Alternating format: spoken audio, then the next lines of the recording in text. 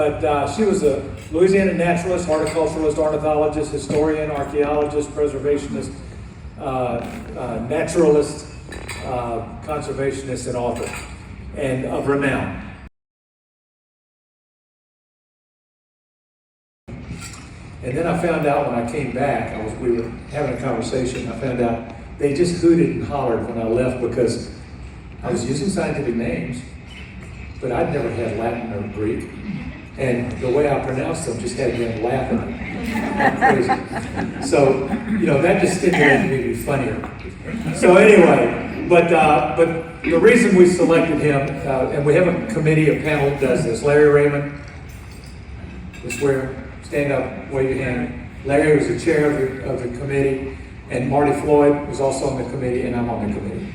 So, but what I wanted to say was that for his contributions in broadcasting the public understanding, broadening, broadcasting, we'll talk about that in just a minute. Broadening the public understanding of the human adaptations to life in the Atchafalaya Basin based on its natural history. And you're going to see when I run through a few slides here about why he was selected, why I would put that sentence together. Here are just a few pictures that mostly of Jim with herpetologists, which is a little worrisome. But over the years, Jim's been a mainstay in Louisiana herpetology. But that's not what he's always known for. These are the two gentlemen that nominated him. And Jim is known for being a kind man. I knew he'd laugh when I said that. It's good. Being a wonderful educator, which I've witnessed for years, 50 years, I guess.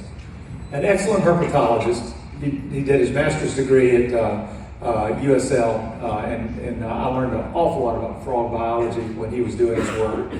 Over his career, being an Arctic Meristem culture consultant, a biology instructor, commercial fisherman, coastal ecologist, Dell's restaurant owner, and then a water pollution manager at LDEQ, and then a zooarchaeological consultant, which I'll run through some of that stuff for you so you'll know what that means. His education was a master's degree and bachelor's degree at USL. And by the way, for those of you who are young enough, that's called the University of Louisiana at Lafayette now. But you can snicker about USL because we used to laugh about SLI. Right? The name before that, before we were there. But he also was a PhD candidate at Arizona State University. And then he came home, did all those things that I just mentioned. His professional engagement had been with organizations like Louisiana Folklore Society, Louisiana Archaeological Society, Friends of the Atchafalaya, but really a lot more than that. But those are the ones that some of the primary ones where he's taken a leadership role. He's done a lot of video work, and these are just a sampling to give you some ideas of the things that he does. Acadiana Odyssey, Pilgrimage to Bayou Chene. Is that right? What? C-H-E-N-E, Chene. Chene, okay. All right. Well, there's another one in here you're going to have to help me with. Canoeing the Atchafalaya Basin, not basking, in Louisiana. Tall Tales from the Deep South, Killer Crawfish of the Atchafalaya Basin. The Atchafalaya Boat, Ida and Jesse alike in the swamp, and zooarchaeology of a Native American site, and more. There were a lot more on there. And then other areas of expertise. He's a folklorist of renown. People know that. Amphibian monitoring. He played a major role in that during the years that we were doing that around the state. Bird census activity. He does Christmas counts and backyard counts and things like that. Cypress legacy activities. You know, we have a Cypress legacy program for really big trees, and I saw pictures of him hugging big trees, which was endearing. And then study of, this is the one, is it La Montagne? Well, it's Montagne, yeah. Okay, well, this is a place in the middle of the Atchafalaya. It's about 5 feet above sea level, and it made a big deal when he found this and started getting other archaeologists and the like to go visit the place. Houseboat communities in the Atchafalaya, the Delahoussaye River Log. I suggest you Google that and read his writings. They're phenomenal. Good stories of his life in the Atchafalaya, and much more. I mean, Jim has been a prolific writer, a prolific doer, in our state's natural history. And then the bottom line is, why is he important? Because he's taken his expertise statewide. And we need to, there's a lot of people in this room that are doing that or have done that. That's a really important step. Because he's meant so much to so many people. When I travel around, if I mention Jim's name, somebody in the crowd always knows who he is and said, yeah, he really helped my career. Because of his life work has been to document.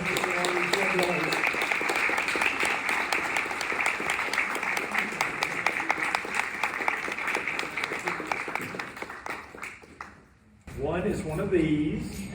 Ooh, shiny. So you can prove to people. Carry this in your pocket. Whip it out. And then the classic shirt. It has his name on here as the winner of the Dorman Naturalist.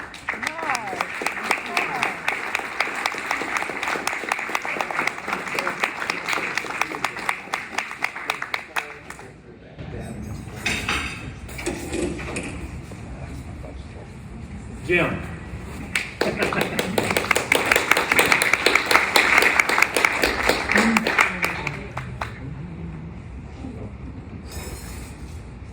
After an introduction like that, I think we can all go home.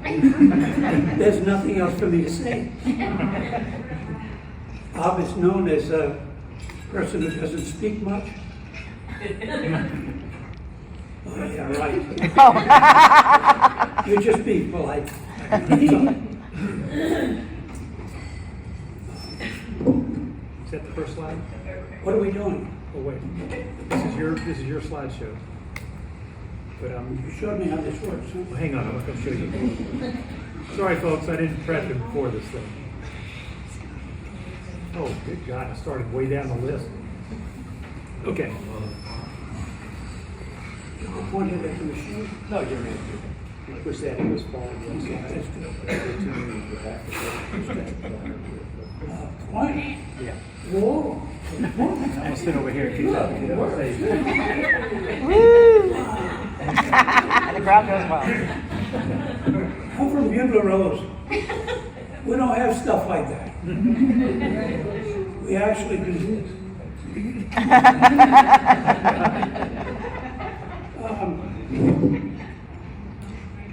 Thank you all very, very much. I think my voice is a little unsteady right now because I don't hear what we just heard very often. And I'm not sure how much of it applies to me. But thank you. Great.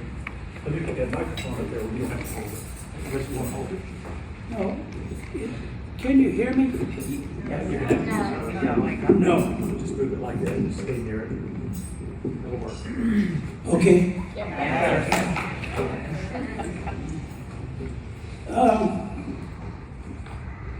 When you all decided to offer me this opportunity, I had to think long and hard about whether I was qualified to accept it. Oh. I still don't think that I am. But I thank you anyway. I would like to thank Clifford Ranch, as pointed out, who nominated me, and Ray Brasseur, anthropologist at UL, Carolyn, my wife, who is right there trying to video this, and the nominating committee. I thank you very much for doing what you've done. So, when I started thinking about what it is I should say up here, I began collecting those things that I think that I've done that have some significance to me. And a lot of them are things that Bob talked about already. But what it comes right down to is what I've done relevant to the world I live in. I think you could say the same thing about yourselves. Is what you're doing relevant to the world you live in. Of course, your being here is a very positive thing, it's a sign that it is relevant. Your life is relevant. What you're doing is relevant. So, we talk about natural history. Coming up through the levels of academia, you don't hear natural history mentioned very much. You hear chemistry, you hear physics, you hear biology, you hear all of these things, but you don't hear natural history very much. And for that reason, I think for a lot of people, it's thought of as something that is not quite legitimately science. I disagree with that. I disagree with it because you people here are legitimate seekers of science. And you are relevant to those things that you seek. And I get carried away if I don't stop myself. Okay.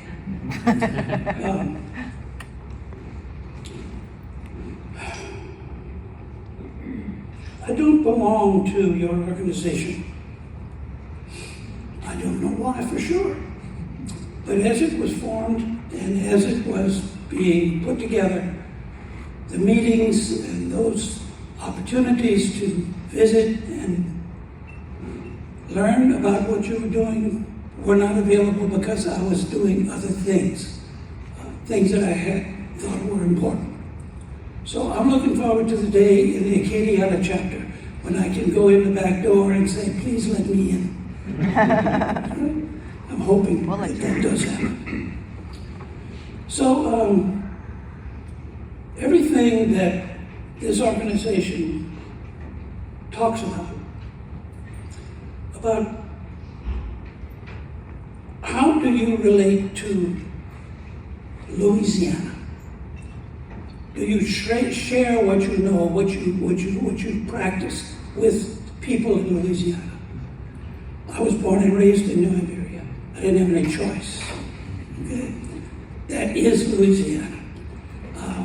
I had early access to the Atchafalaya Basin with a man who would be very uncomfortable sitting in this room right now because he was not a refined individual at all, but he knew the Atchafalaya Basin. And he was kind enough to take me with him out there and share with me the knowledge that he had. His name was Rut Gajon. Not that that matters at all to you. But I'm going to say the names of people here tonight, the people that I consider to be important, not only to me, but to the world around them. And when I say them, I don't expect you to know who they are. But the universe needs to hear their names. Okay? All right.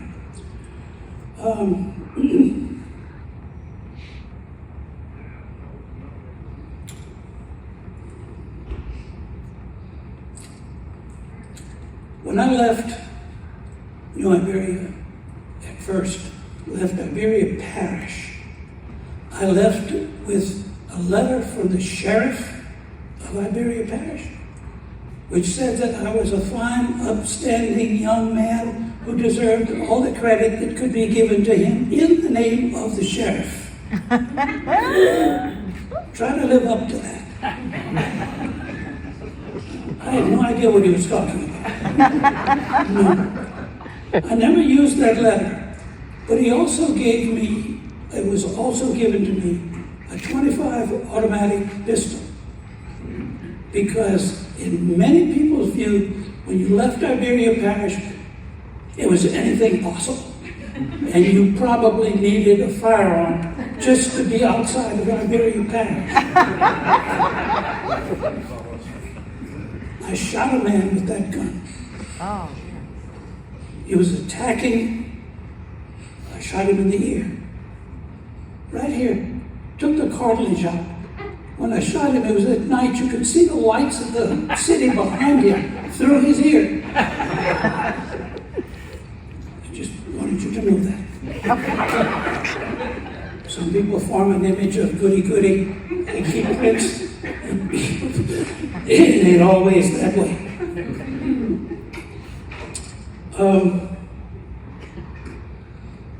The names of some of the people that I was talking about, that I said I would mention, I would like to mention now. A man named George Big. These are all professors. George Big, who was an entomology professor, and he took me to Oklahoma to a biological field station 2 summers, and it opened the world to somebody who had not experienced much of the world. It was magnificent, that opportunity. Jack Fouquet, who became my major professor, he was responsible for showing me all of northern South America through the National Science Foundation. John Lynch. Any of you in here ever heard of him? Yes, thank you. I'm not lying, he existed. John Lynch was one of those people that's a natural born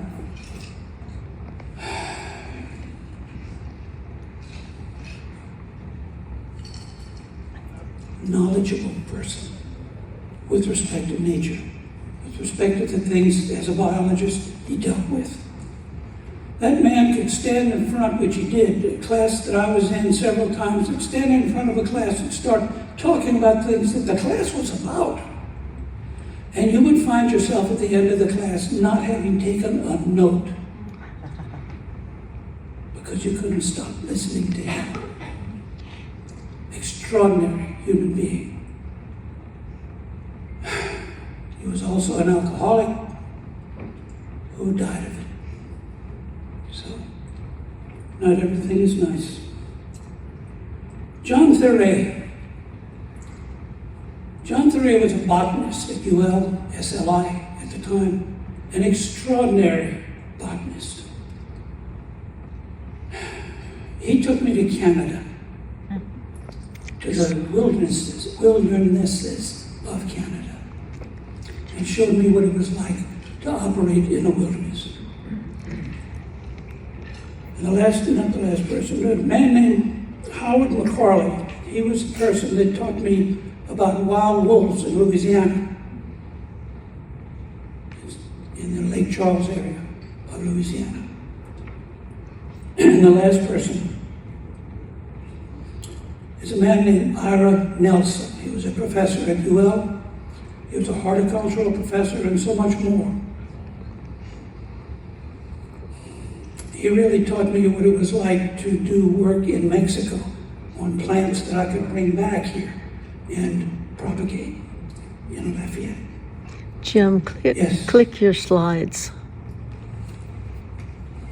I don't think I have any place to go, do I?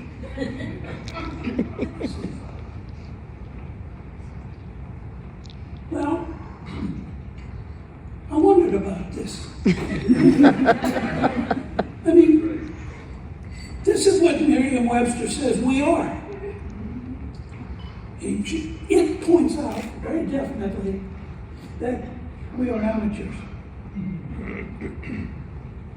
And that's okay with me. It really is okay with me. It doesn't make us any less. As a matter of fact, it makes us a great deal more. Because it means that we appreciate things from a necessarily non-technical point of view, but almost a spiritual point of view. If that's too messy for you, I apologize. So, I mentioned that I was asked to go to Canada with John Thuray. Oh, I wanted to point this out. I've been carrying this card for 15 years. You see what it says? But I don't belong to your organization. But I'm still a naturalist. I promise you. Make him master naturalist. It's legitimate. Okay. So I already talked about leaving Liberia. I talked about relevance. That's what I was looking for. And also finding out what it meant We find a lot of things that are irrelevant. That's easy. Things that don't apply to you. It's harder to find things that are relevant. So, this is true. It's not enough to become absolved, to become knowledgeable about your direct surroundings, especially if you don't appreciate what else there is, except what you have right here. And one way to do that, of course, is to travel. Pay attention and ask questions. I want to bring up one other point right here. Giving a talk like this is very much against my nature because I do not like to use the word I. Because it's not about me. It's about all of us. And all of us is not I. But I can't escape it with a talk like this. There's no other way to say the things that I'm saying unless I refer to myself. So, okay. Would you pay attention? Pay attention and you ask questions. That's not where the machine is, it's there, right? So, these are the people that I just introduced to you. And I'm going to ask if George, Jack, John, Ira, and Howard can pay attention tonight to what we're doing here. And I hope they do. They're all dead, by the way. That's how they can do that.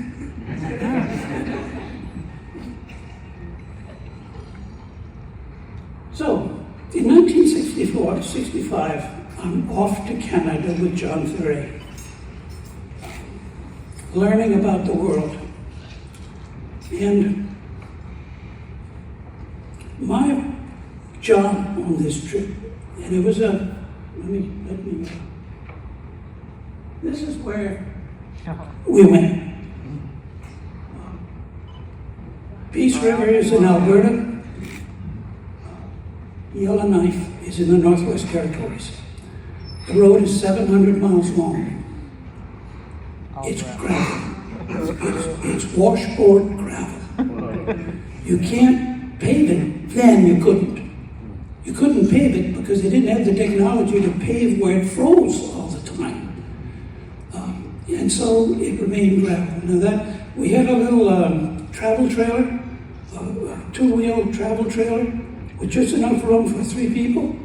Well, the washboard road took care of that, I'll tell you, because all of the dishes ended up on the floor. Even worse things than that. But anyway, my job was to photograph and to cook. I was a fairly good cook as long as you didn't mind eating Cajun food. Not all of them were that willing to do that. But I tell you, I cooked the best fried fish you ever saw, floating in oil in a pot, not realizing I was supposed to use this much oil to make it last the whole trip. I used about half the oil for the whole trip just to fry that first night of fish. We learned. So this road was an extraordinary piece of territory. The reason it was being done is that a floral atlas of this territory had never been done. And it had never been possible until this road was erected in 1960, because you couldn't get to where this road goes.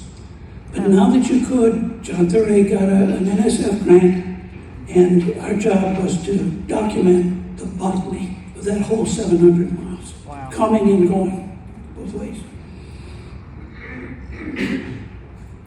One of the things that's interesting about taking a trip like this in relatively unknown territory is that it goes through some fairly dangerous places, and there are no warning signs. Nowhere does it say, don't do this, you're going to fall. You just fell. John Thuray's mother-in-law followed the following year on this trip. attempting to meet him on the same trip, she fell, and she was found 3 days later in the river. Oh, no. So that's the kind of place this was. Okay, this was 5 years after it was made a road, so to speak.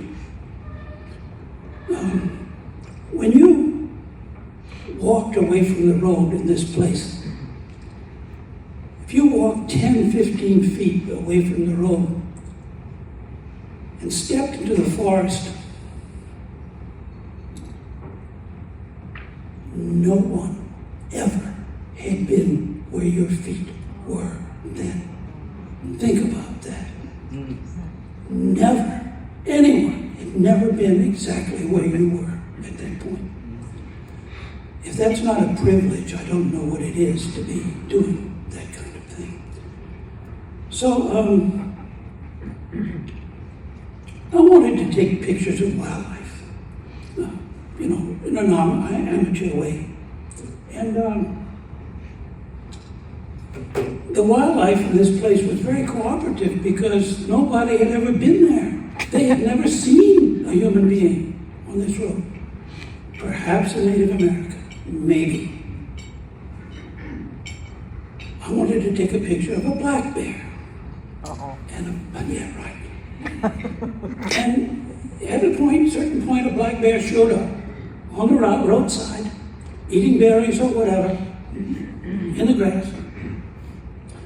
All I could see was its rear end. Now, the car was parked about from here to the back wall, where we are right now. And so, the bear would not turn around. So I went back to the car and I got a can of sardines. Yeah, right. Not a good idea. But you know, I was what, 19 years old? What the hell? I opened the can of sardines and I walked up to that bear. Put the sardines on the ground, like that. And then I tapped him on the butt.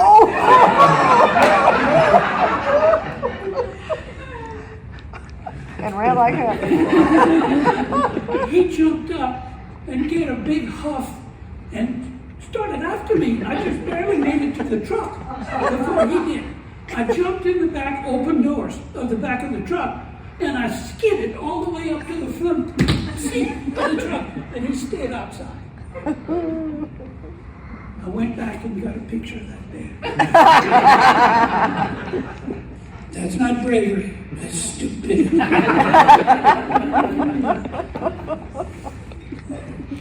That's what this road was like.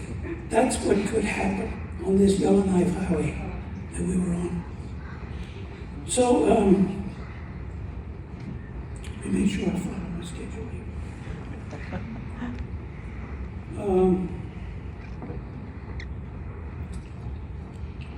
Not only is this particular roadside dangerous, but all of that country is not friendly to human beings.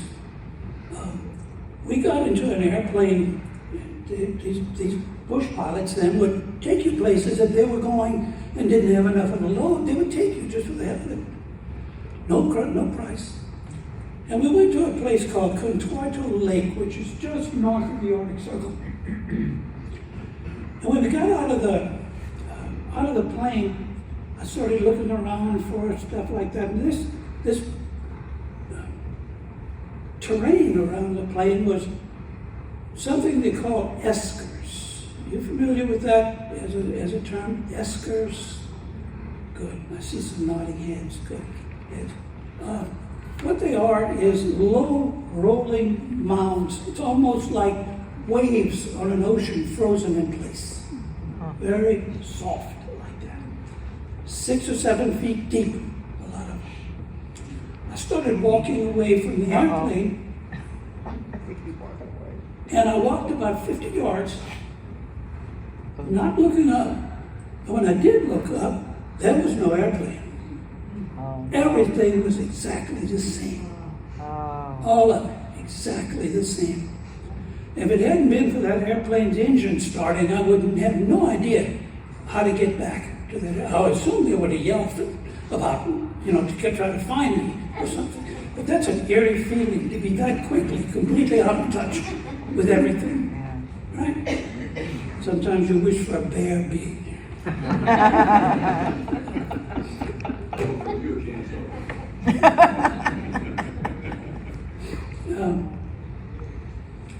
When we got back home, back to Lafayette,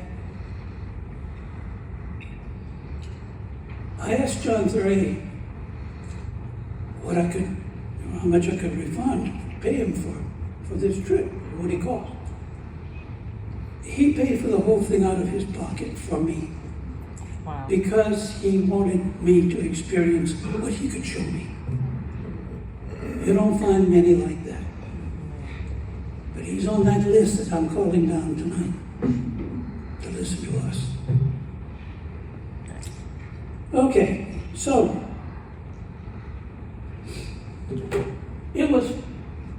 I can say it was fun. It was more than that. It was a life experience doing that.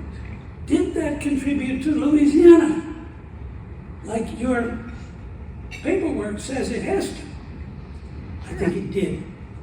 Anytime your horizons are widened, like mine were for a trip like this, then you come back and you know much better what you experience here. Good thing. That was followed by another opportunity. I met a man named Dr. Jack Fouquet. He was he liked snakes and frogs. A general herpetologist. And he, lucky for me, was another person who had a National Science Foundation grant. And his work in Louisiana, the work around Lafayette and around southeastern United States, was taping the voices of a certain type of frog, the genus is Sudagris. And he would tape that frog all over the southeastern U.S. He was trying to figure out how closely or not closely the species were related to each other. So, with the money that he had, he told me that he would like for me to go with him to South America to do the same things that we were doing in southeastern U.S. Tape record frogs all through South America. So, we're going to leave Canada.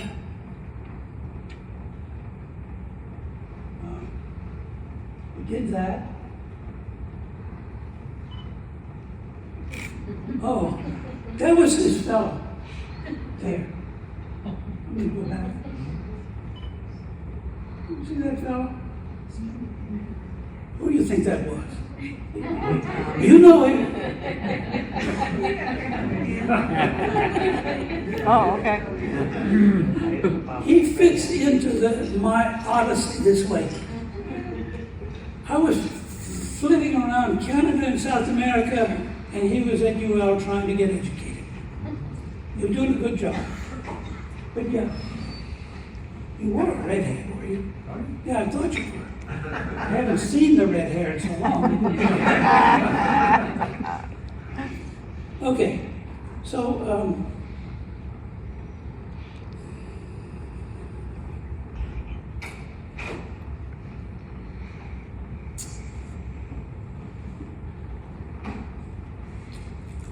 there's only one real way to get around in the northern half of South America if you're limited in time.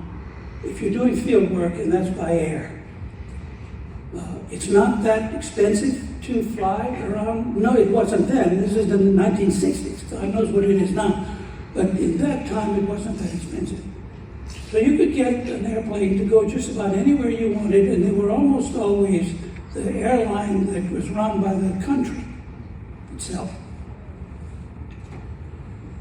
The airplanes were almost always, oops, I better drop back.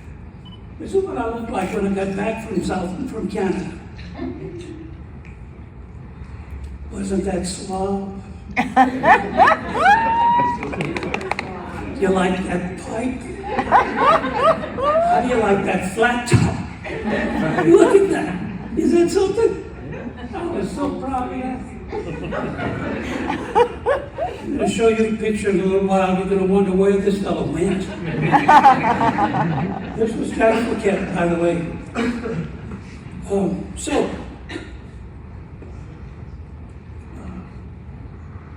Those countries,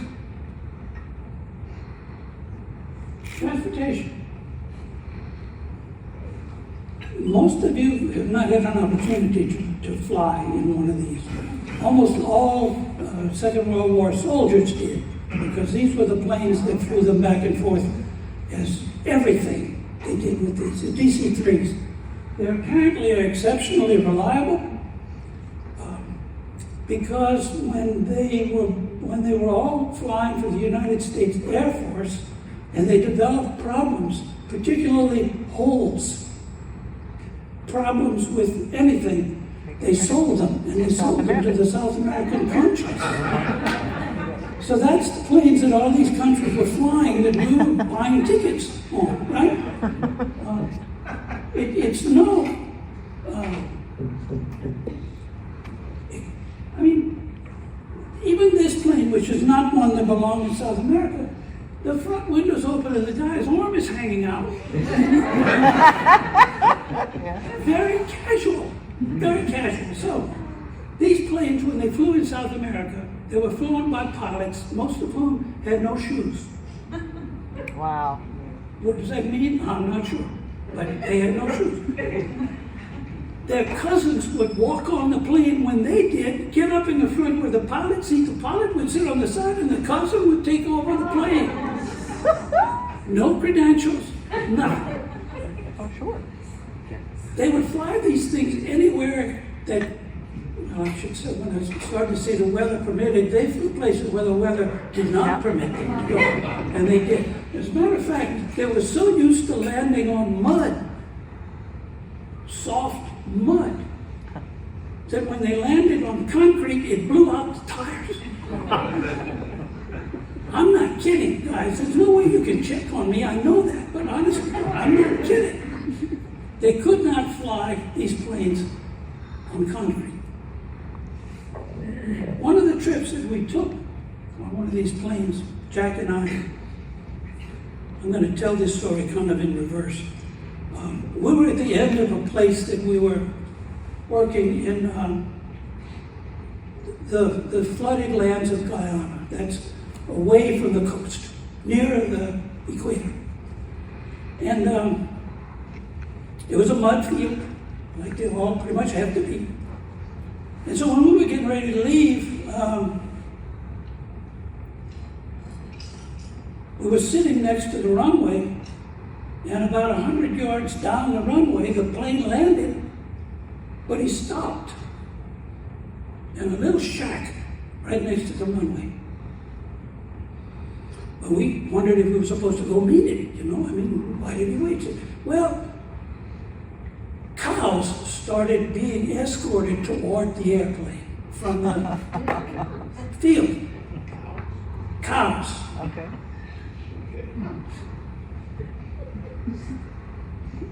When the first one got close to the airplane, it ceased to live. And its parts were all divided up. And its parts that, I'm sorry, you just ate. Its parts that didn't, you put them in the skin and tied it up. 11 cows marched toward that airplane and entered the airplane in pieces. 11 cows. Why?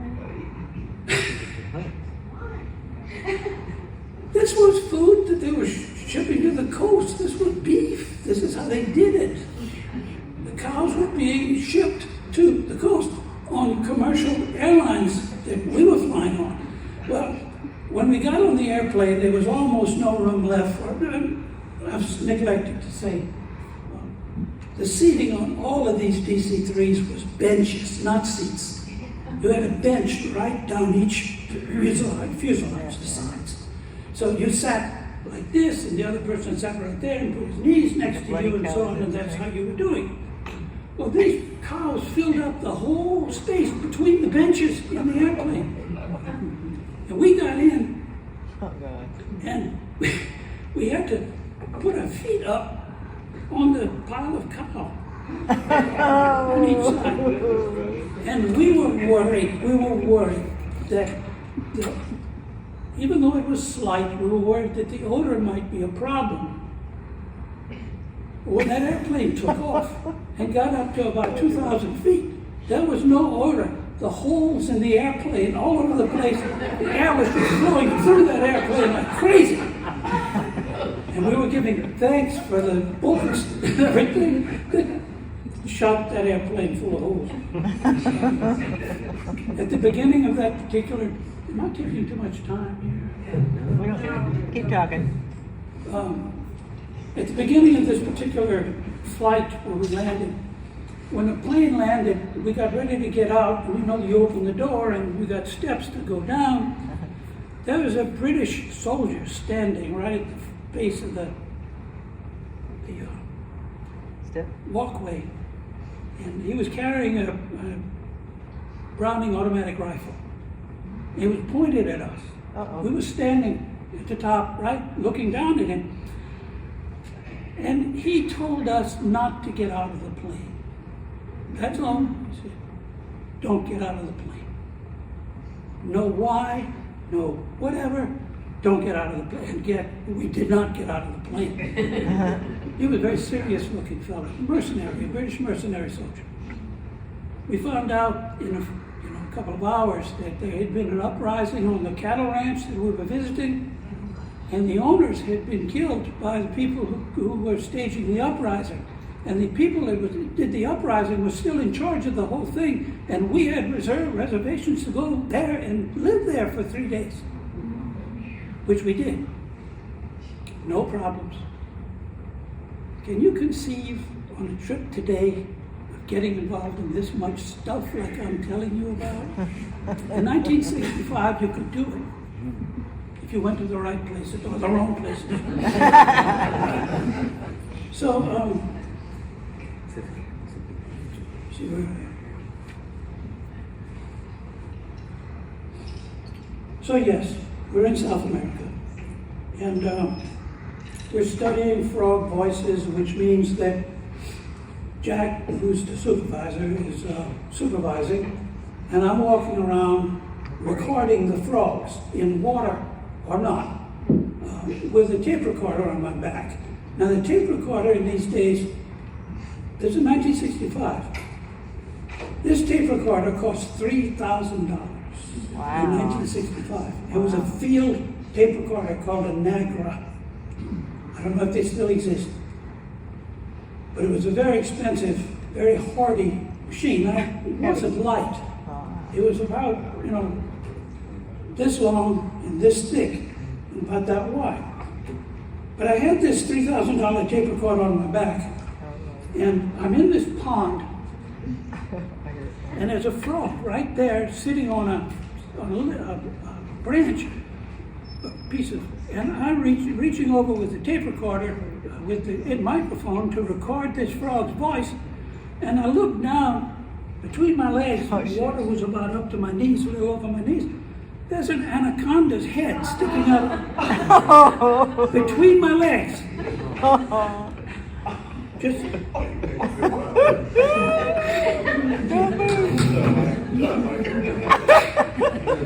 Am I lying?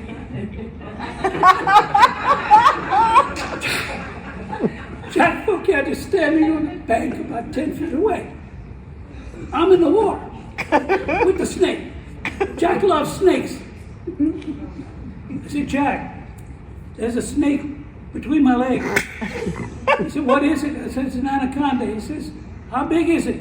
Well, its head was about that long, so I figured it was about 12 feet long. Oh, Lord. He said, can you catch it?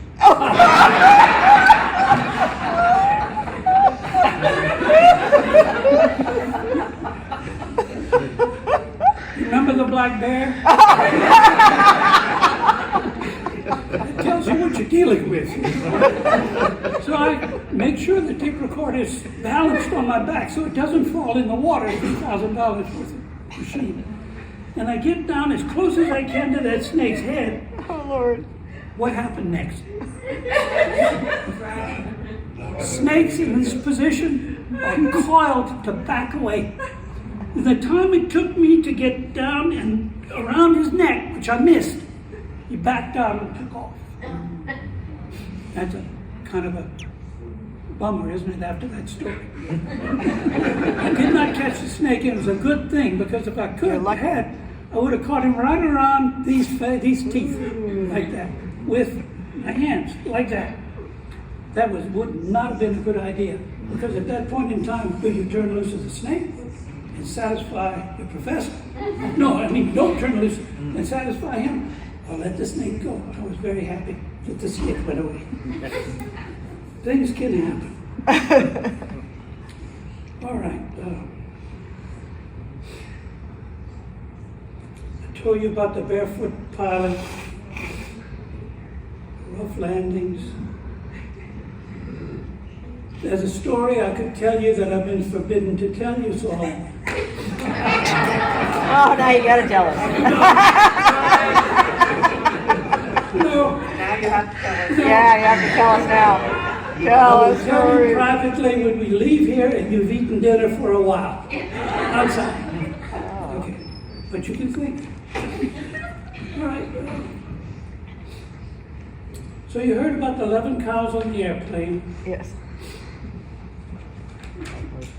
Page 1. You guys are terrific audience. What did y'all have to drink with the hands? That's wine, I see it. Yes.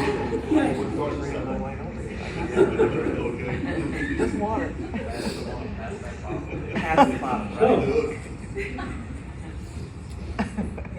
So how does all this apply to what we're doing?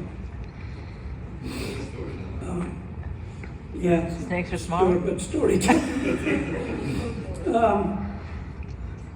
One more thing about the South America thing. You can get into some situations that, as you probably have heard already tonight, unforeseen situations. And one of which is in order to get to a certain place in the Llanos, way into the grasslands, you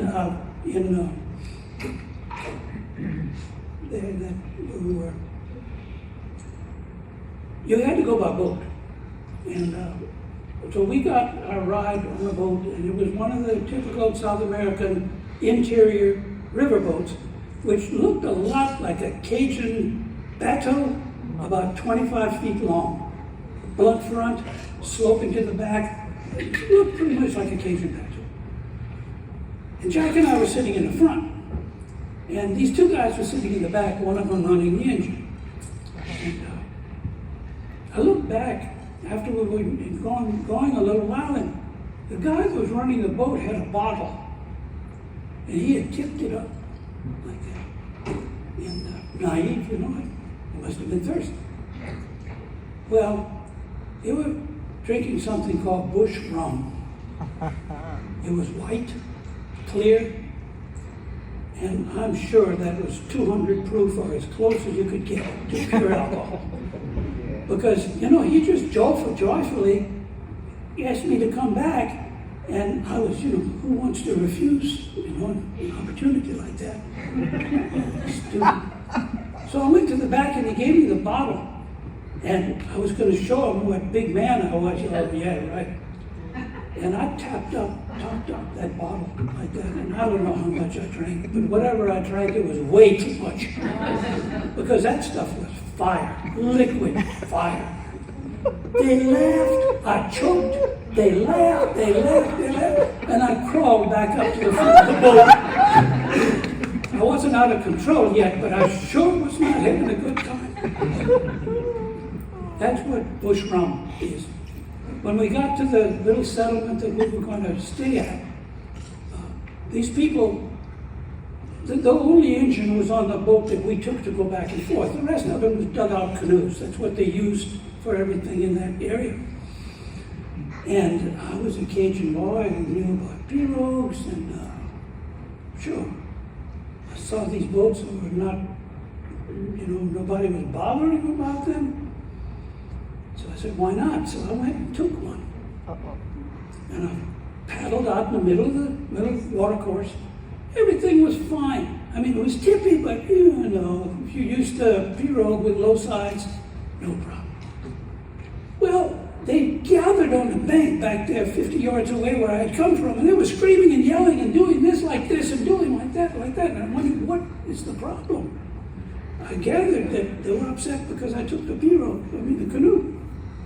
Well, as it turns out, when I got back, I found out that the place is loaded with piranhas. Now, what you hear about piranhas is not always true. They don't always attack everything that they see. But they do attack things that are thrashing and fall out of boats. It was not a good thing for me to be in that canoe in the middle of that bayou. How many stupid things can you live through?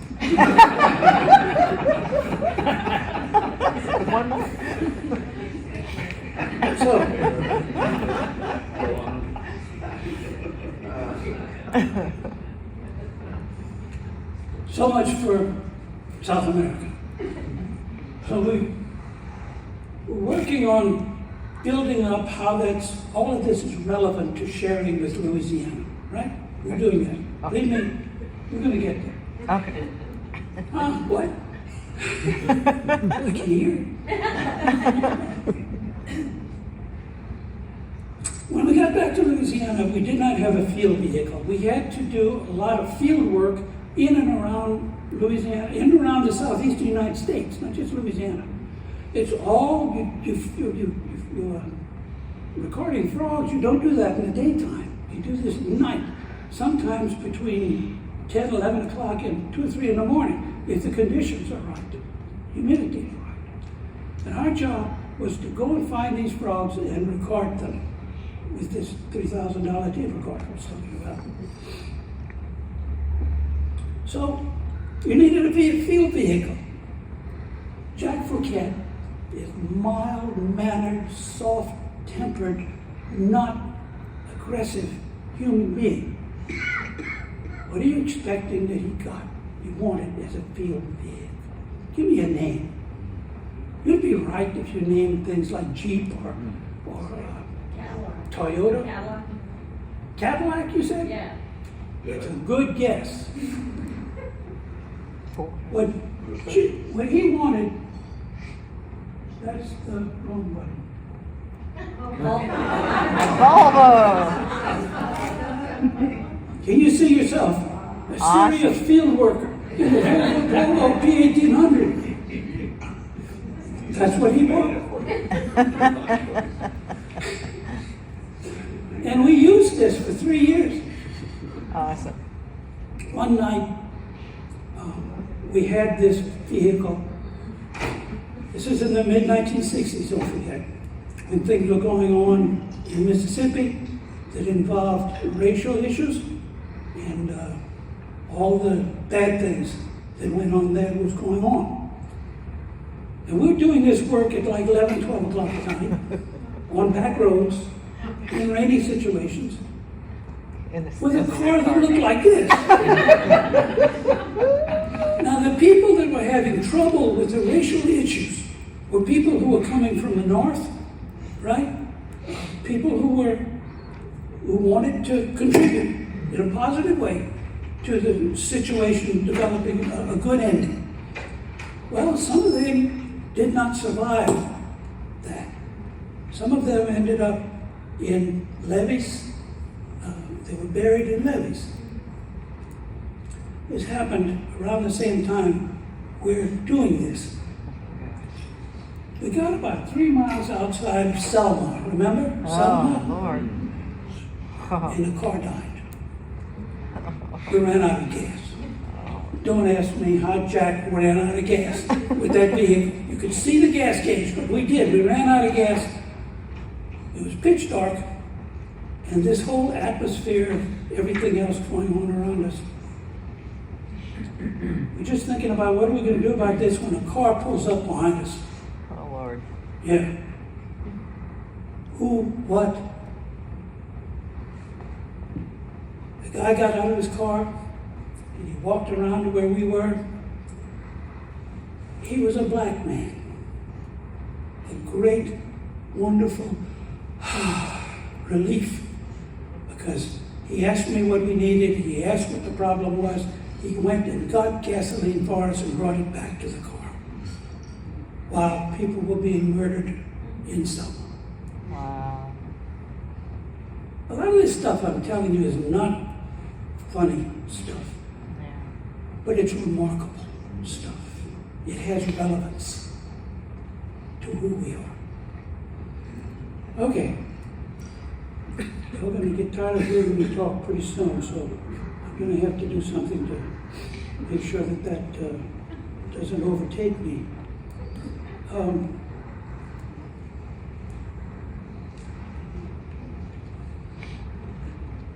One short thing, the other kind of thing that can happen to you if you're doing this kind of work at night,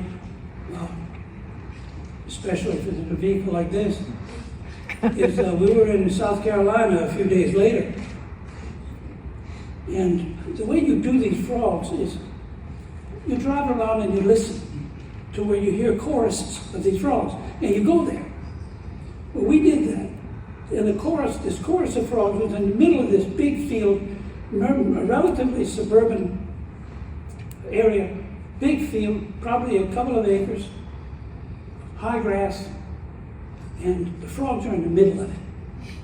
So we get out of the car, we put the tape recorder on, and we tromp through the grass, and we get to the frogs. And we're recording the frogs, and all of a sudden, there are police vehicles flying around that place. I mean, at least a half dozen police vehicles with their sirens going, their lights going, and everything. Hey guys, these are just frogs we messing with. It turns out there had been a prison break that night. Oh my gosh. About 3 blocks from where we were. And they wanted to know why we were in the middle of that field, in the middle of the night. Well, issues, right? Issues.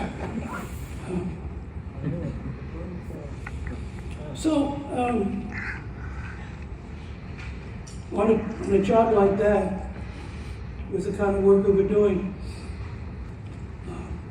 working all night sometimes, if you're naive enough and some medical doctor discovers that's what you're doing and asks you, don't you get tired? Yeah, we get tired. He said, do you want some of these? Yeah. Right. Naive is the big word here, okay? We said, I don't know. So we took some, and we went out, and the next night we were doing this frog stuff, and Jack wouldn't take one. And I did. Man, I'm telling you, this is not psilocybin stuff now, guys. This is not the magic mushroom stuff. This is just the stay awake stuff.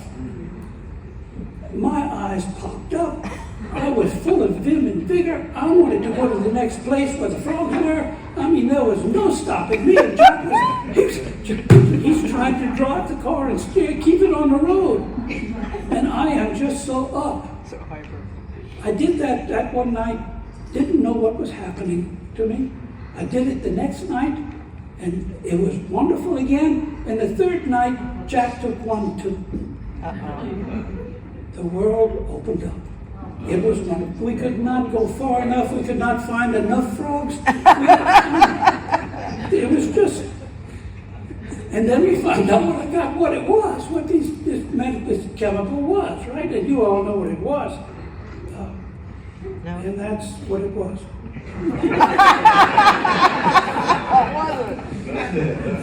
Yeah, right. The most detrimental thing of that whole doing that, you got a hell of a bunch of samples with the frogs. I mean, you got a lot of work done with the frogs. But when you got home after 3 days of doing this, You slept for a week. and lay down on the bed, try to go to sleep. No way. Your eyes are wide open and you're still going 100 miles an hour. And that takes its own time to wear off a few days. We didn't do that again. And the work suffered too, because we did it legitimately. And, okay, about this time, these events that I'm talking to you about from now on, they're not in strict chronological order. So if that bothers you, let me know and I'll straighten it out later. About this time, it was time to listen to the USGS, which was putting out notes, the US Geological Survey, putting out notes saying that the frogs were in dire straits in the eastern United States, that they were all dying, that everything was collapsing. The frog kingdom was going away. How did we know that? Nobody knew who they were, where they were, how many there were. So a bunch of us in about 12 states, eastern United States, 12 states, volunteered. I was the Louisiana volunteered to start a frog monitoring program in Louisiana. Now here's the type of thing that the rest of what I've been talking about comes shareable with Louisiana, okay? It's applied here. So they said, okay, so we started a frog monitoring program called the Louisiana Amphibian Monitoring Program, LAMP. Did I bring that up yet? We still with the red, folder. Then a little later. Okay. I'm breaking into your thought pattern now. I wrote a poem in 2002. That's part 2. What? That's part 2. It is? Can I go back one? Maybe they're back to that. You have to find it. Maybe the next one. Maybe they're out of order.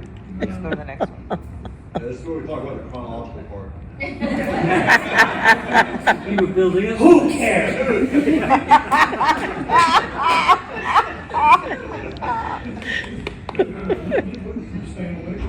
You notice who said this, who brought this to my attention? My wife. Yes. This is part 2. I don't know what part 1 is. Try the next slide. Let me go forward and see. Now you're going backwards. I'll get it. All right, we're going to start this. I apologize. Anyway, well, I will get to it.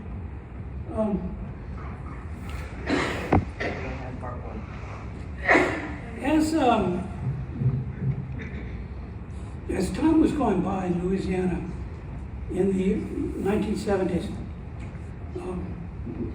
there was concern about various wildlife and nature-oriented things, state parks, those kinds of things. And one of the things that was being done is there was a big Atchafalaya management area. I'm going to get the name wrong. Anyway, there was federal money and state cooperation available to develop an organization that concentrated on the Atchafalaya Basin. If some of you can help with the name of it. Natural heritage? Yes, thank you. National Heritage Area. Thanks. But these kind of things don't just jump up and start. They have to be planned. Stuff has to be done to start. And the state, in its wisdom, and it did what it could do, it hired an organization to take care of creating the background for the heritage area's philosophy, if you know what I mean. These were good people. These were honest people. There was nothing wrong with these people. But I sat in on the meeting where they were describing what it is they were proposing to do to the Atchafalaya Basin, or in the Atchafalaya Basin, or for the Atchafalaya Basin. And I went home and I said, this is not the Delahoussaye Basin that they're talking about. So I started to write. In 15 minutes, I wrote something like 25 lines of a poem that described what the Delahoussaye Basin means to me. It's a part 2. I don't know what part 1 is.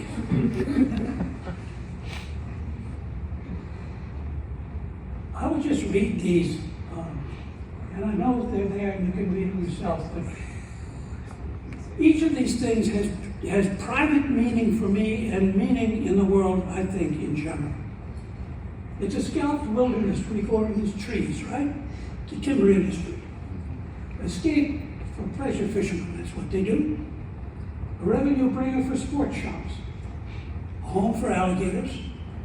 All these things. A migratory terminal for growbacks, right? You know what a growback is, right? You don't know what a growback is. A growback is a kind of a water bird that's migratory, and it's very good to eat. Or used to be.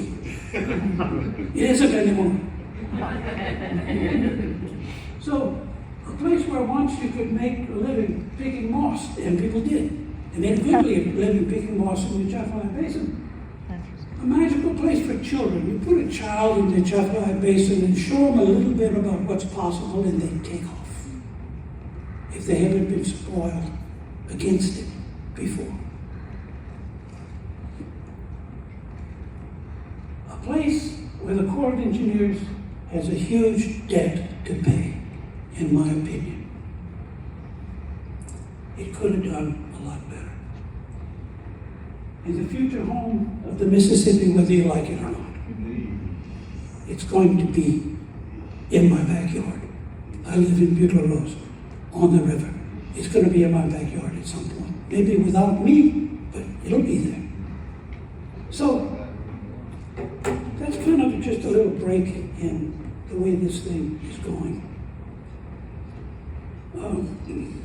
We're talking about the amphibian monitoring program. All volunteers.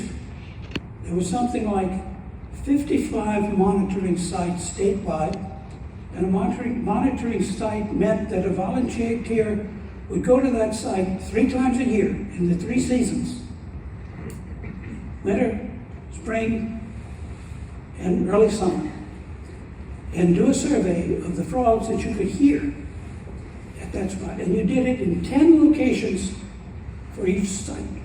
10 locations. So you got a reasonable amount of information. 30 species of frogs, approximately. The purists might think otherwise, but I've done as 30 species of frogs. Not all in the same place, not all in the same night, up to 12 or 14 in the same night, but not all 30 at the same place at the same time. But hopefully over the span of a year you would get all, if not all, most of them. The program was, as I say, it was taken care of by volunteers, of which Robert, the skinny redhead, was one, and others in here. You see one back there. Who else was a volunteer? You look like you must have been a volunteer. No. Anyway. It lasted about 10 years, and after 10 years, we pretty much could show that there wasn't a disastrous problem with the frogs in the eastern United States. Not to say there was no problem at all, no. But it wasn't a catastrophe like we were led to believe at the beginning of the establishment of this program. And the federal program was discontinued. And some people still contribute data to the Louisiana database from those sites, ones that they've taken on themselves. I want to mention the names of Steve Shively, Jeff Boundy, and Jacoby Carter as 3 people who were important in keeping this thing going and keeping it running. Up to this time, most of my,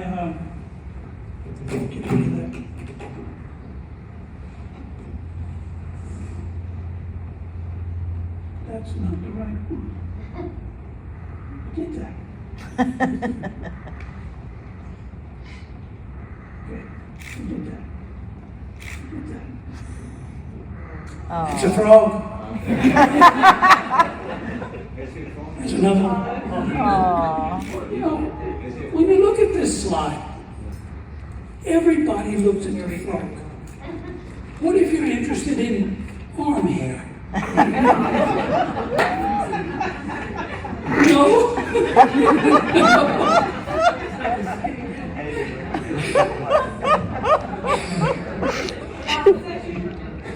Wow.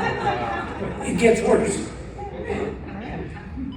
These are bullfrogs and pig frogs that have been, captured for human consumption. Oh. I have this down here because one of the ways you're supposed to be able to tell a pig frog from a bullfrog is on the hind foot, how high up the membrane reaches toward the end of the toe. Huh. Wow. This, where is it? Where is it? There it is. See this one? Membrane doesn't go to the end of the toe. See? Yeah. That one does. Carolyn, move that. It does go to the end of the toe. On the same frog. You know what? That's a hybrid. Bound to be a hybrid frog, right? Yeah. I don't care. I don't know. Which was which?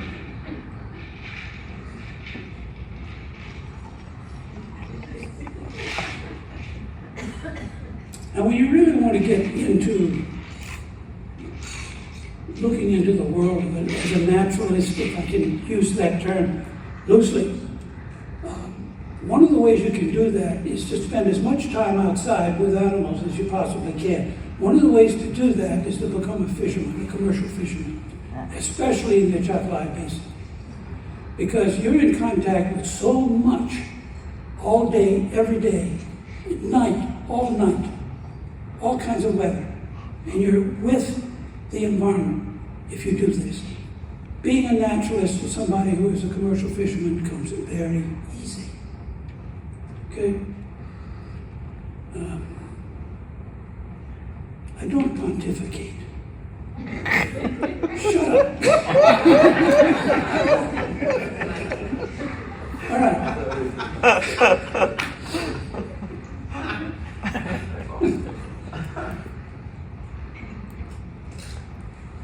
I think I was being offered, but by doing this, by these people accepting me into their community and offering to teach me how to make a living doing this, with almost a PhD and lots of other experience doing frogs in South America with $3,000 paper product,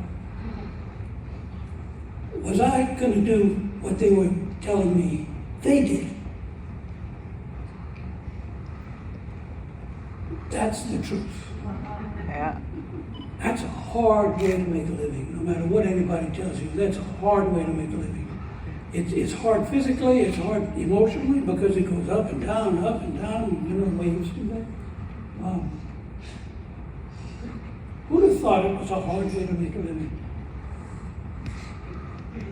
And that's what it is. These are just random slides that are aspects of what commercial fishing, freshwater commercial fishing can do. I'm sorry. I'm standing right in front of you guys. I just realized that.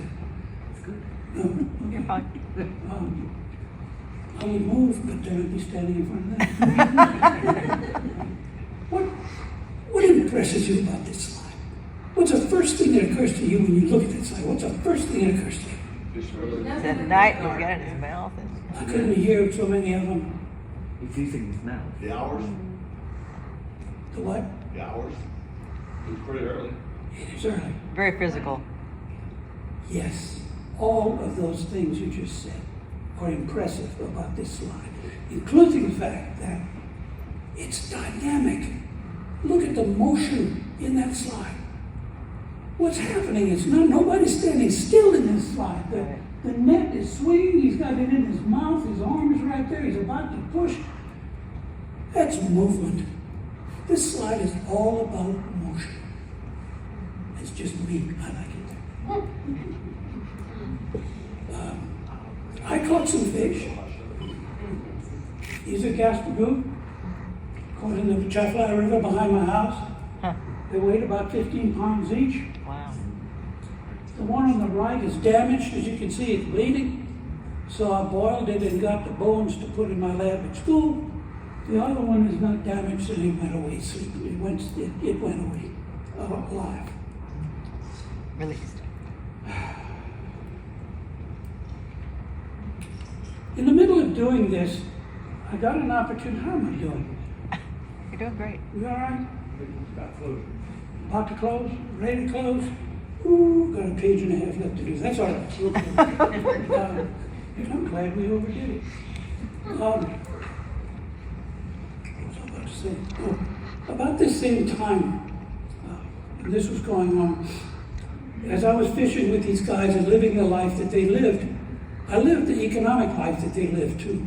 And I saw what they got for the fish that they sold, how difficult it was, what they had to do to make a living doing this. So we decided one of the big problems was the levels of the economy in commercial fishing. The lowest possible level is the fisherman. Above the fisherman is somebody who takes his fish, right? Buys his fish. That's the dock owner. Above that level is somebody who buys all the dock owner's fish, and that's the seafood plants in various places. So the fisherman is at the bottom. No ability to bargain with anybody, do anything. If they tell you your fish is worth 3 cents, that's what you get. 3 cents, you go home. Okay? So we decided that it was possible to think about trying to start. Wow. I'll finish this up. Trying to start a commercial fishing plant, a buying plant, that would buy all the fish around the Chafly Basin. All the people who, belonged to the association that we created would buy all their fish. We had close to 300 commercial fishermen in the basin. Let me tell you, that's not easy because they don't like each other. For the most part, they don't. Some do, but there's always a problem. And we got these people to donate a certain amount of money for seed money. They all did it. We put the money in the bank. We got ready to get the federal grant that was available. In those days, you got a 90% guaranteed federal grant if you could do this. We got everything straightened out to get the 90%. It was about $200,000. And a bank somewhere had to agree to give us 5%. That's what they had to agree to. And the one that had told us that they would do it backed out. Oh no. He said, no, we're not going to do it. Why are you not going to do it? We just not. We found out later, believe this or not, that the people in around Boston, people who have, many of them have Italian names, nothing against Italians, had come to the bank and told him that it was not a good idea for him to do that. So he backed out. We never proved it, we never tried to prove it, that's dangerous. But it never worked because of that. We returned the money to all these men who were very surprised because they thought I had run away with it. Yeah. Well, I trust the guy, who doesn't speak well.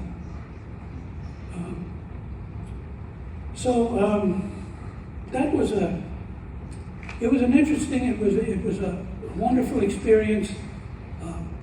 When we started this effort, the catfish was 25 cents a pound. That's what the dock paid to us for our catfish. Beautiful blue cat, everything, 25 cents a pound. But in the middle of the effort that we were doing, they got aware, they got concerned, and they doubled the price of our catfish. As kind of like okay, You guys are serious, we'll give you 50 cents. And that's what they did. So that was as much as the commercial doc did. I ran through a couple of pictures here.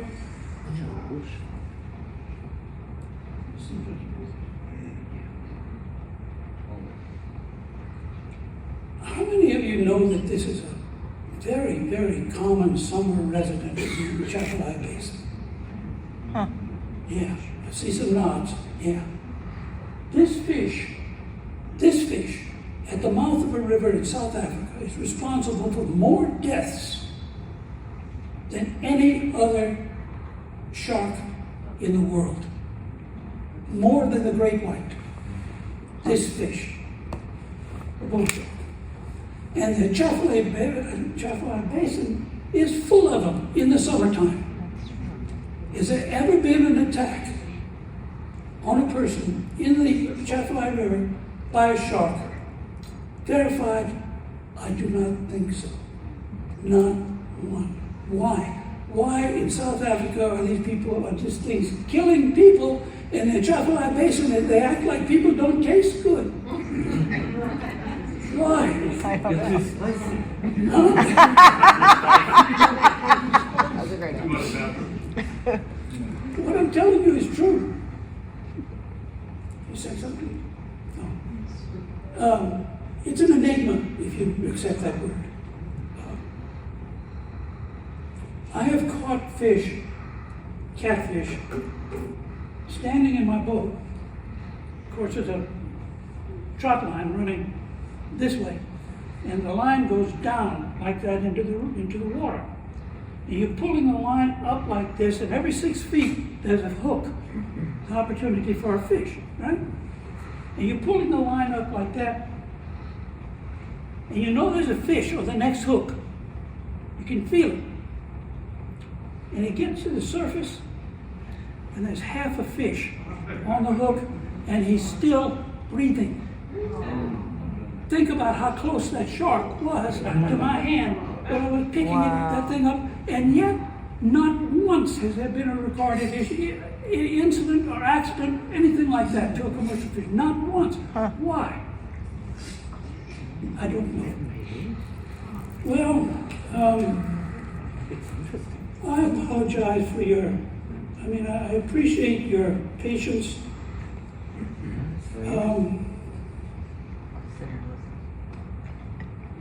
The other topics that I have that I'm not going to be able, I have time, right? Okay. It's, I spent some time while all this is going on, and my friends who are commercial fishermen, 3 generations of them in the Delahoussaye swamp, building their own houseboats on barges, fishing, doing all the stuff that people who are so wonderfully intelligent can do. They started talking to me. I started talking to them about their background, their history, their people, where they came from, what they did. At first I had a little, remember those old little tape recorders that are about that big and about that thick, and the little door opened on the side, on the end like that? No, you probably don't remember that. That's what I had, was a little tape recorder like that. And when I first started this, I put it on the table when I was selling my fish to the man who bought our fish. Now, he couldn't read or write, but he could count. And he would give us the money for our fish. And 3 or 4 of us would sit around the table in his kitchen in a houseboat, and they would begin talking, these men and women. They would begin talking. They would talk about what they did that day. They're talking about what they did last week, and suddenly one of them's talking about what his uncle did last year in the same place. And somebody else is talking about his grandfather. And all of a sudden, these people are talking about 3 generations of human beings making a living right where I am. And that's all going on that tape. After the first day, when they were suspicious about what that tape was and why it was going around and around like that, they said, "What is that for, Jim?" I said, "I don't know, I just got it there." They forgot about it. And after that, they acted like it wasn't there. But talking with them, I got 98 taped recordings of them telling stories about themselves, about the world, about how things were good, how things were not good, people who killed each other, why, what was the evidence. They did all that just talking. What are you going to do with 98 tapes? Something like that. It has to find a repository that's safe, right? It turns out through a perfectly accidental meeting, I met a man representing the American Folk Life Center in Washington, D.C., part of the Library of Congress. I said, do you think you all are interested in this kind of stuff? He said, let's see, send us a couple and we'll tell you, we'll listen to them. They sent back and said, by all means, get these things packaged. Get them here. My wife, wonderful person that she is, she took all those analog tapes and made digital copies of all of them. And we sent the analog tapes and the digital copies to Washington. And they're there now. And you can go and listen to them in the American Folk Life Center. That was worthwhile. That was worthwhile. I could tell you stories. I'm not. But I could tell you stories all night about people helping other people, about people having feuds, about people killing each other. I could tell you stories about trips to the sheriff and what they did there and why they got away. Oh, all night I could talk about this stuff. But we come to the end of it.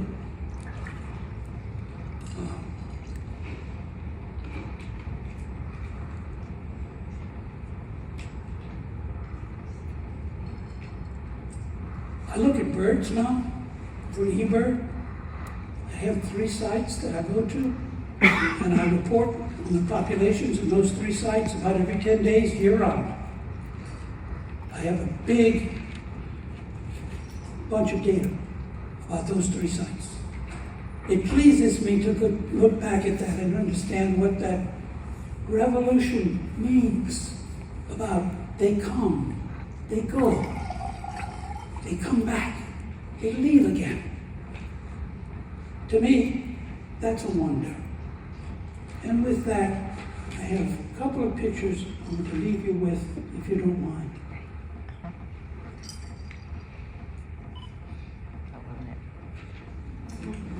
This is not one of them. Remember that guy in that lab with that pipe in his mouth? Believe it or not, that's him. That is a strong individual, 40 years old, and I guarantee you that was a strong man. I don't know who he was, but he was a strong man. Blonde hair. Nutria. You all know that nutria are common, they're around here, they're whatever. If you take a baby nutria, before it's weaned, and you wean it somehow, and you raise it, it becomes a very loyal associate. I don't want to say pet, but associate. If you live near the bayou, they spend the day in the bayou, and when you come home from fishing at night, they come to meet you, and they come up to your house, and they get up on your porch, and they squat down by the steps that come into your house, and they dare anybody to come in the house. Because they snarl at them. Wow. Yes, they snarl at them. With something with teeth like that, yeah, you don't come home. The dog is named Cajun. He's half wolf, half German Shepherd, fourth German Shepherd, and a 4th Husky. Wow. The most intelligent 4-legged animal I ever met, that animal. He knew what you wanted even before you did. When I first got this little rat, his name is Unc, by the way, because that's a sound it makes, Unc. First got that little rat, Cajun, the dog instinctively killed everything smaller, or even not so small, as he was, without telling you about it, without making noise. He just walked up and he killed it. It wasn't so good if it's a neighbor's pet, but yeah, that's what he did. The little nutria would crawl around on the ground, and this dog walked up to, the first time he ever saw him, the dog walked up to him, and I walked over to the dog, and I shook my hand at him like that in a very menacing voice. I said, you know, no, don't. I did it much louder than I am right now, right? He backed off, and he never once molested that rat. Never. No, he was afraid of it. The rat was I'm getting way off the subject. The rat was a male rat, and he reached sexual maturity, and he didn't have a female rat to pay attention to. But there was this big white animal who had a back leg.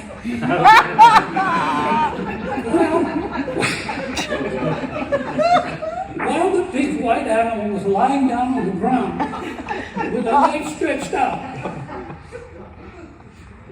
the look on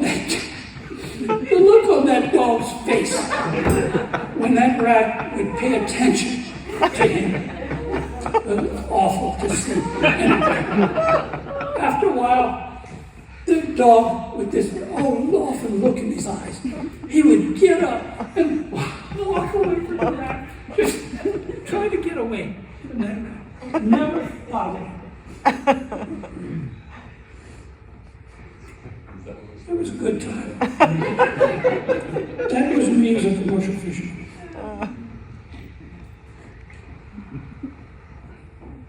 We did that. You did that. We did that. We did that. There they are, these tapes.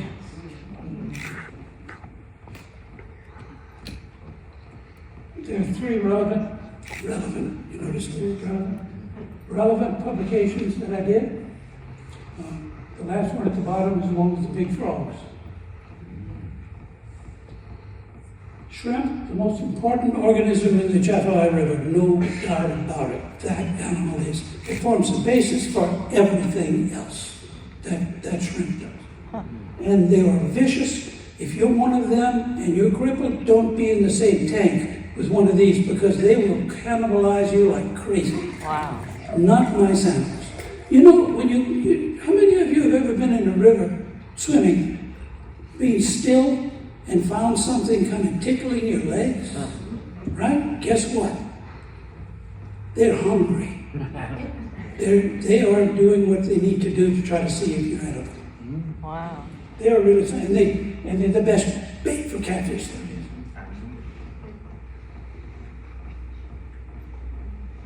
No, I don't think so. Part 3. Part 3. This is part 3. A place where preservation is impossible, but conservation is not. Do you understand that? You can keep it, but you can't prevent it from moving, from developing, from becoming. Okay? A place that could die of inattention, and it could. The Atchafalaya Basin could die of inattention because people are not paying attention to it. It just does what it does, which is maturing. Where many people have drowned, where many have been born, both, the people that I knew. A place that once welcomed the village of Bayeshane. Some of you are familiar with Bayeshane in the middle of the Atchafalaya Basin. It was a home to commercial fishermen and others for a long time. It isn't anymore. A caged giant. It is a caged giant. What cage is it? The leathers. Yes. A vast residence of the Great Mother. If you believe in this kind of thing, the Atchafalaya Basin is a huge home to the spiritual character that we call the Great Mother. Place cold in winter and hot in summer. I guarantee you've never been as cold as you are in the Atchafalaya Basin in the summertime. And you're in a boat, an open boat, and you have to get somewhere, and you're trying to get there, and you're going 25 or 30 miles an hour in a driving rain. You freeze, even though it's 95 degrees outside. Anyway, then we get to part. It's a caged giant.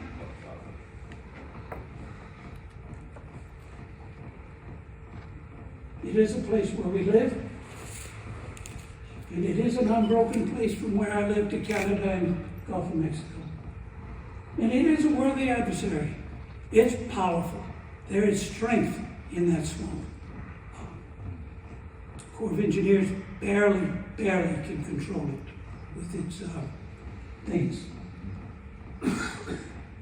It is an idea if you're out there, and it's a source of inspiration. You're out there in it, and you know that there's things that you can be better at if you pay attention to the things that you see. In a place for old people to teach young people, absolutely. And a different thing to each person who is touched by it.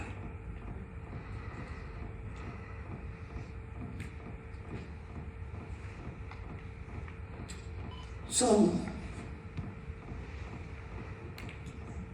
of all this stuff, we all hold memories, right? You, with what you've done yesterday and today, what you'll do tomorrow, you hold memories of those things, and they'll last for a while, some of them longer than others. For me, one of the things that's lasted the most for me is my ability to share the things that I've become familiar with children. There's one particular in this room tonight that I've had such a wonderful time with, Elena Alvarado. Would you stand, please, sweetheart?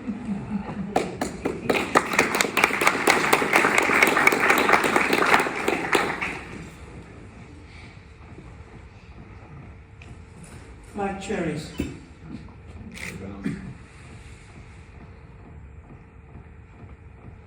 Oh.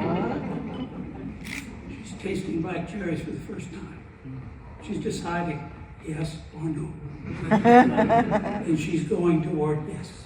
And she does now.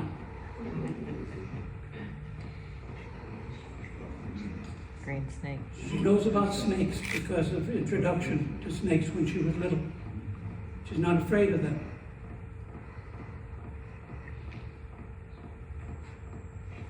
And for this time together with you, I certainly thank you.